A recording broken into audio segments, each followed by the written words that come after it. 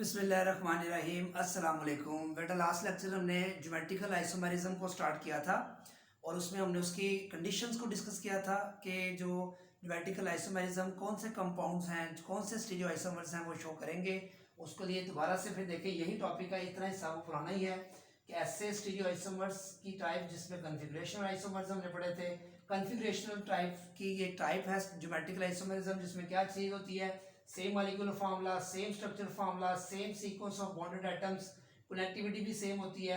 तो ये चीज़ हमारे पास सबसे इंपॉर्टेंट थी, रिस्ट्रिक्शन इन रोटेशन। तो उसमें हमने डिस्कस किया था कि जब भी कार्बन कार्बन डबल बॉन्ड में रिस्ट्रिक्शन इन रोटेशन होती है, जबकि सिंगल बॉन्ड में हमने पढ़ा था कि फ्री रोटेशन आसानी से पॉसिबल है। याद है आपको? तो restriction in rotation is most important point. Restriction in rotation कहाँ कहाँ हो सकती है? कार्बन डबल बॉन्ड कार्बन में हो सकती है, कार्बन डबल बॉन्ड नाइट्रोजन में हो सकती है, नाइट्रोजन डबल बॉन्ड में हो सकती है, जो कि आज हमने डिस्कस करने हैं, क्योंकि लास्ट लेक्चर में हमने कार्बन कार्बन डबल बॉन्ड के साथ ज्योमेट्रिकल आइसोमेरिज्म को डिस्कस किया था। तो रिस्ट्रिक्शन इन रोटेशन एक शर्त है। दूसरी शर्त क्या है? Both groups attach with double bonded carbon atom must be different. तो हमने ये डिस्कस किया था, जैसे सिस 2 ब्यूटीन की हमने बात की थी और ट्रांस 2 ब्यूटीन की बात की थी, कि उसमें हमने कहा था कि दोनों ग्रुप्स जो हैं हर कार्बन के साथ डिफरेंट होना ज़रूरी है। तो उसको हमने तफसील से डिस्कस किया था। उसके बाद restriction in rotation cyclic compounds में भी होती है, वो हम डिस्कस करेंगे नेक्स्ट लेक्चर में। यहाँ आज हम डिस्कस करेंगे कि डबल बॉन्ड जब एक से ज़्यादा आ जाएं, ठीक है, डाईईन्स और कार्बन डबल बॉन्ड नाइट्रोजन में ज्योमेट्रिकल आइसोमेरिज्म क्या कैसे पॉसिबल होगा, और नाइट्रोजन डबल बॉन्ड नाइट्रोजन में ज्योमेट्रिकल आइसोमेरिज्म को हम कैसे डिस्क्राइब करेंगे। और हमने लास्ट लेक्चर में ये भी डिस्कस किया था कि सिस ट्रांस नोमेनक्लेचर जो हम नाम देते हैं ज्योमेट्रिकल आइसोमेरिज्म को, आइडेंटिकल ग्रुप सेम साइड पे हो तो हम उसको सिस कह देते हैं, अगर ऑपोजिट साइड पे हो तो उसको हम ट्रांस कह देते थे। जैसे कि आपके सामने ये सिस 2 ब्यूटीन है, इसमें दोनों मिथाइल सेम साइड पे हैं, दोनों हाइड्रोजन सेम साइड पे हैं, तो ये क्या कहलाएगा? सिस। और ये उसकी ऑपोजिट साइड है जिसको हम क्या कह देंगे? ट्रांसफॉर्म। ठीक है, तो ये ट्रांसफॉर्म है जिसमें मिथाइल देखे रेड कलर के दोनों ऑपोजिट साइड पे हैं, हाइड्रोजन दोनों ऑपोजिट साइड पे हैं। तो सिमिलर ग्रुप्स ऑपोजिट साइड पे हो तो ट्रांस, सेम साइड पे हो तो सिस। लेकिन ये सिस ट्रांस नोमेनक्लेचर तमाम कंपाउंड्स के ऊपर, तमाम ज्योमेट्रिकल आइसोमेरिज्म्स के ऊपर अप्लाई नहीं होती। फिर हमने जो है EZ नोमेनक्लेचर की थी, तो उसमें हमने Z उस ज्योमेट्रिकल आइसोमर को कहेंगे जिसमें टॉप प्रायोरिटी वाले ग्रुप्स, यानी कि हमने कहा था कि दोनों ग्रुप्स, जैसे यहाँ पे अगर मैं मिसाल लूँ कि हमारे पास ये हमने एक स्ट्रक्चर लिया है, फर्ज करें ये मिथाइल है, ये हाइड्रोजन है, यहाँ पे फर्ज करें क्लोरीन है, यहाँ पे ब्रोमीन है। तो हमने कहा था टॉप प्रायोरिटी आप डिसाइड कर लें, जैसे कॉन इन गोल्ड प्री लोग रूल्स के तहत, जो कि हमने RS नोमेनक्लेचर में किया था। इसकी प्रायोरिटी 1 बनती है, इसकी 2 बनती है, इसकी प्रायोरिटी, इसका डामी नंबर ज्यादा है, इसकी 1 बनती है, इसकी 2 बनती है। तो टॉप प्रायोरिटी वाला 1 और 1 दोनों एक दूसरे के ऑपोजिट डायरेक्शन में है, तो इसको हम क्या कह देंगे? ज्योमेट्रिकल आइसोमेरिज्म की जो फॉर्म है, और जो यहाँ पे 2 ऑपोजिट है। तो अगर ये 1 दोनों सेम साइड पे होते, यानी कि ब्रोमीन ऊपर होता, क्लोरीन नीचे होता, तो इसको हमने क्या कहना था? जी फॉर्म कहनी थी इसको हमने। ठीक है, तो ये सिंपल हमने ये लास्ट लेक्चर में डिस्कस कर लिया था। तो ये जो बात थी हमने डिस्कस कर ली थी तफसील के साथ। आज हम डिस्कस करेंगे डाईईन्स अगर हो तो फिर क्या करेंगे। तुम्हारे पास ये 2,4 हेक्साडाईईन, 2,4, इसका स्ट्रक्चर अगर मैं ड्रॉ करूं 1 2 3 4 5 6 कार्बन है बेटा। तो 2 और 4, 1 इसको कह लें, इसको 2 कह लें, इसको 3, इसको 4, इसको 5 6।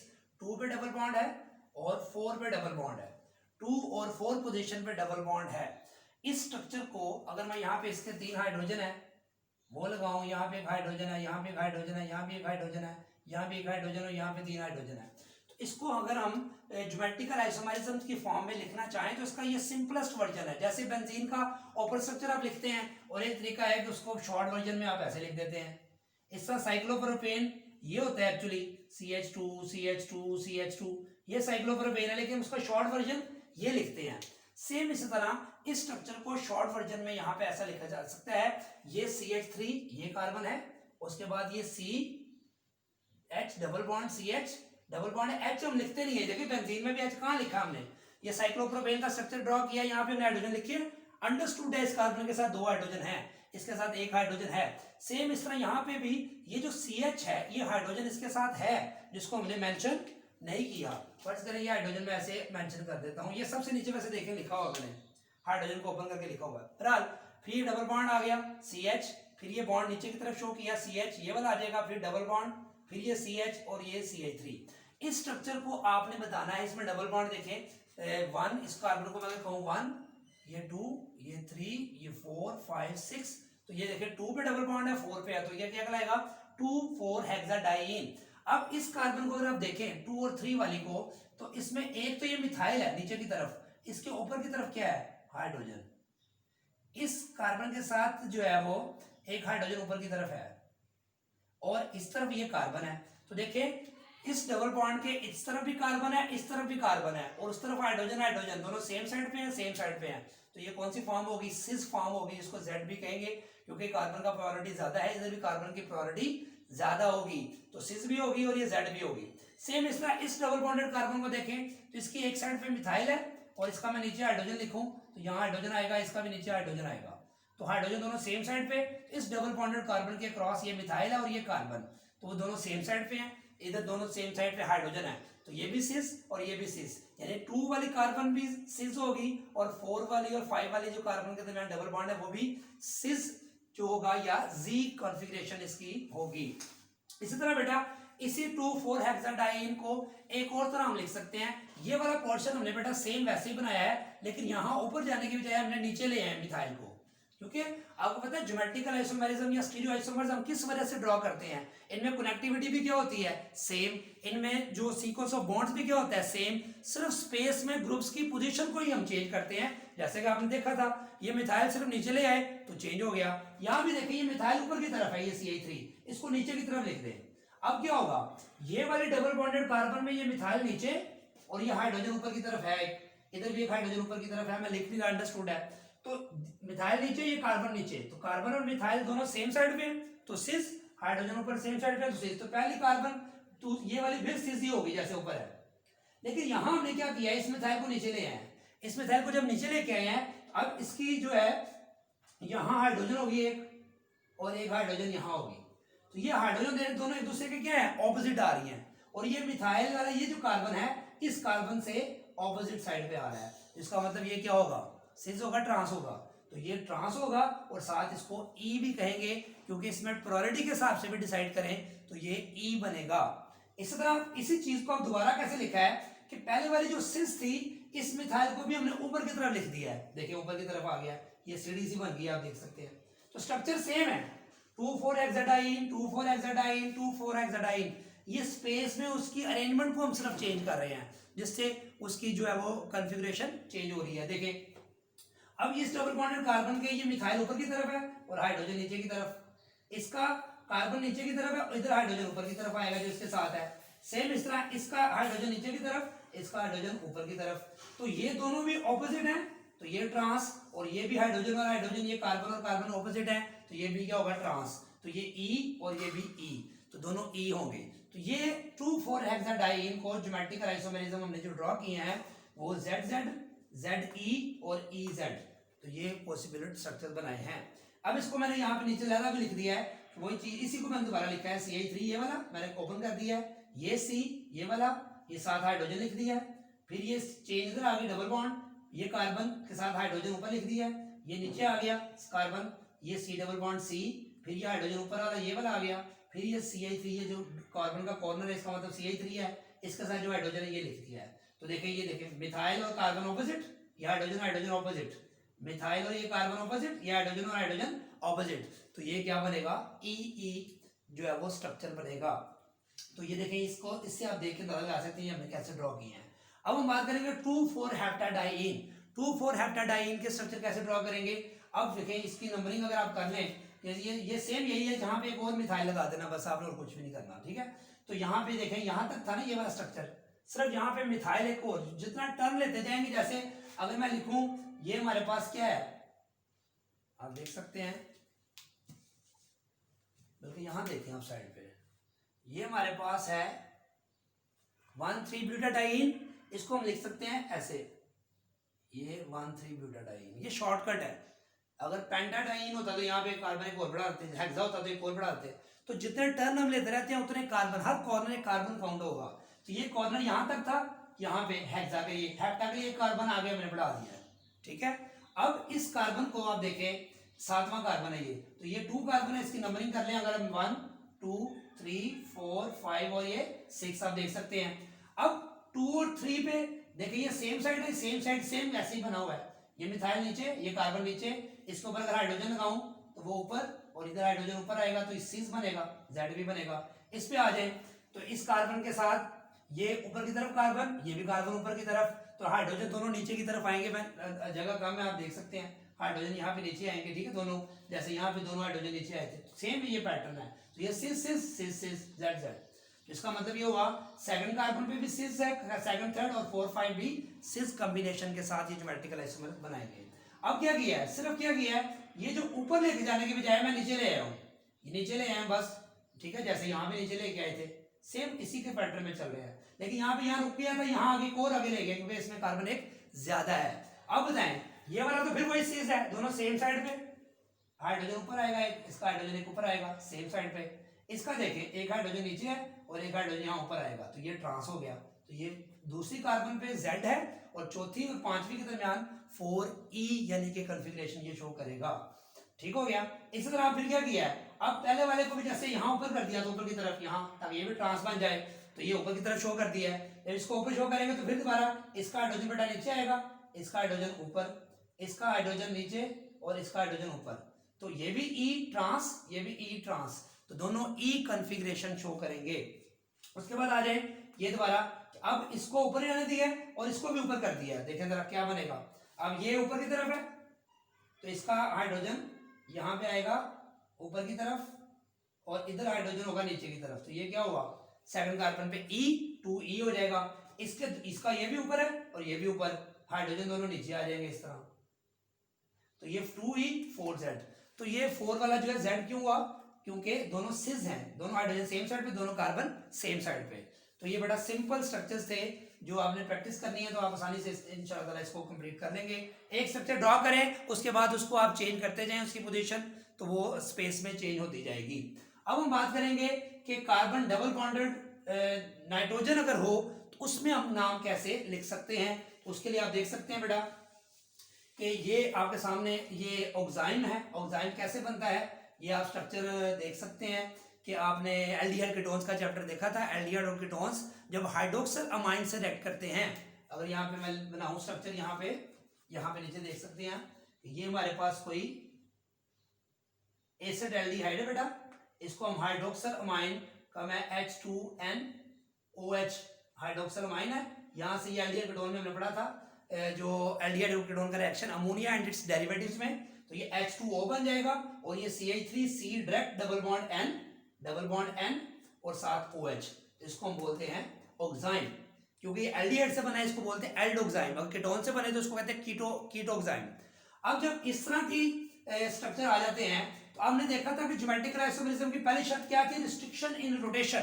तो यहाँ रिस्ट्रिक्शन इन रोटेशन है, कार्बन नाइट्रोजन डबल बॉन्ड है, ये फ्रीली रोटेट नहीं कर सकते।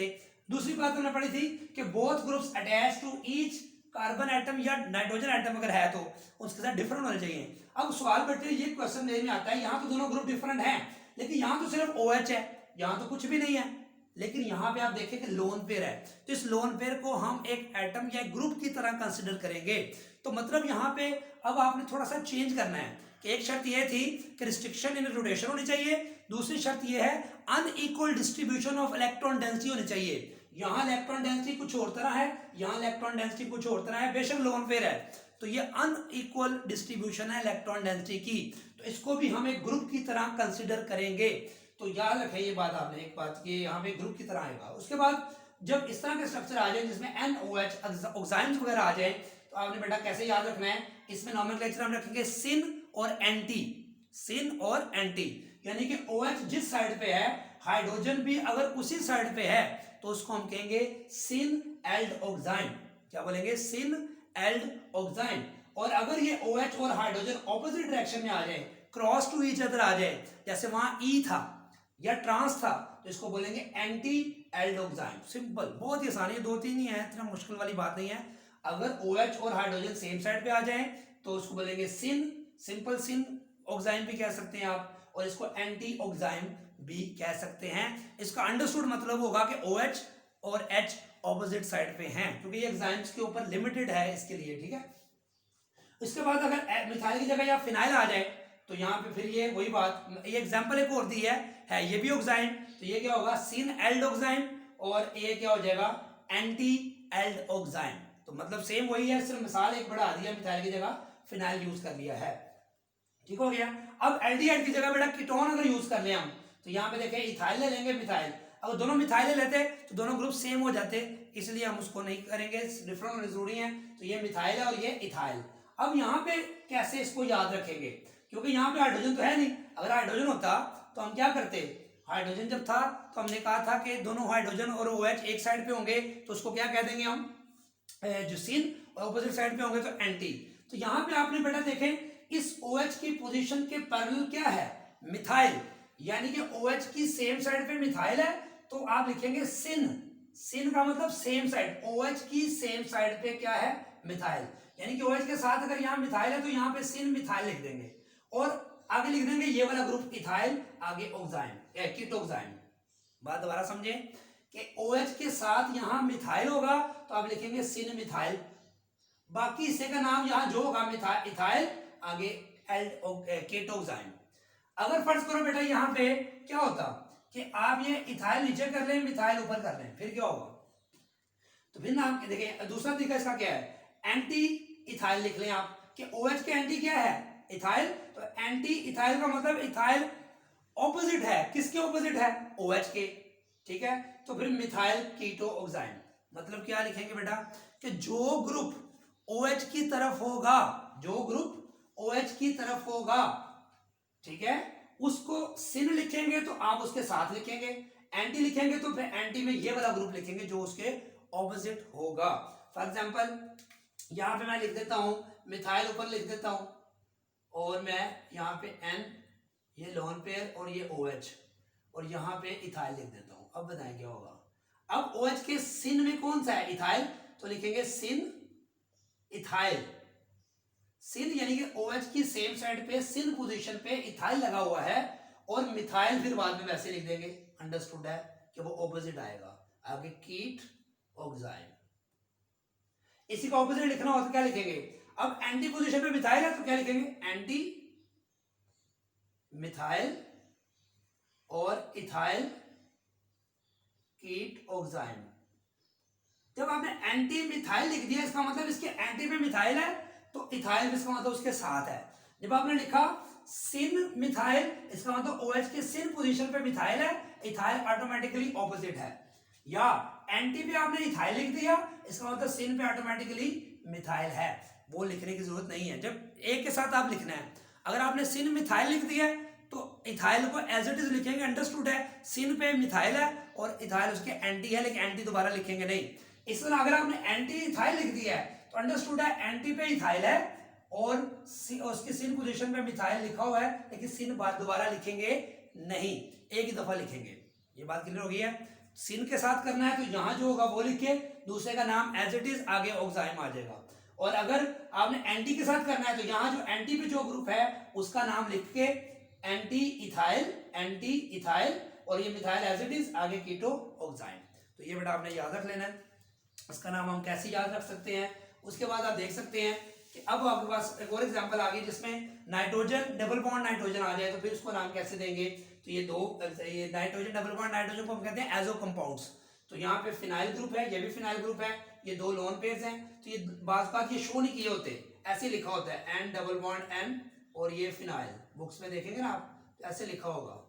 तो आप कहेंगे ये सिन एंटी कैसे हुआ, तो यहाँ बेसिकली लोन पेयर है जो बुक में उन्होंने मेंशन नहीं किया होता, तो ये भी आप काउंट करेंगे। तो ये दोनों जो ग्रुप सेम साइड पे हैं तो इसको हम क्या बोलेंगे सिन एजोबेंजीन, और अगर ये ऑपोजिट साइड पे चले जाएं फिनाइल ग्रुप एक दूसरे के, इसको बोलेंगे एंटी एजोबेंजीन। तो यहाँ आप मिथाइल की जगह फिनाइल की जगह मिथाइल भी ले सकते हैं। तो ये बहुत ही आसान है एजो वाले, ये फिनाइल सेम साइड पे तो सिन, ऑपोजिट साइड पे तो ट्रांस, इन दो ग्रुप्स को हम ऐसे ही काउंट करेंगे जैसे हम डिफरेंट ग्रुप्स को काउंट करते थे। तो बेटा ये बात याद रख लेंगे कि हमने जो आज डिस्कस किया है वो डाइन्स की ज्योमेट्रिकल आइसोमेरिज्म कैसे डिसाइड करते हैं, सिस ट्रांस और ई जेड कॉन्फ़िगरेशन, और कार्बन डबल बॉन्ड कार्बन हो तो हम नाइट्रोजन हो तो हम उसको कैसे डिसाइड करते हैं, और नाइट्रोजन डबल बॉन्ड नाइट्रोजन हो उसमें हम कैसे इसको डिस्कस करते हैं। दुआ में याद रखें, चैनल को अब सब्सक्राइब नहीं किया तो सब्सक्राइब करें, अपने फ्रेंड्स में शेयर करें और कमेंट्स ज़रूर दीजिएगा। अल्लाह हाफिज़।